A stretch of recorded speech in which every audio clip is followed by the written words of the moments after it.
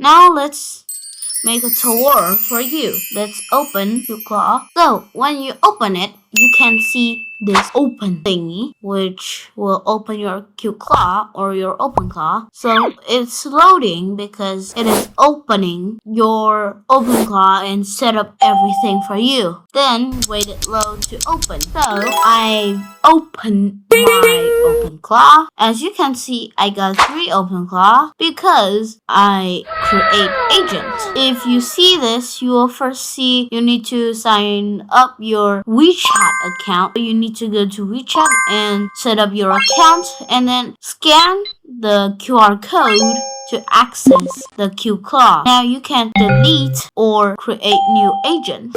You can see that you just have one, this Q claw. Then you want a new one. You can click on new agent.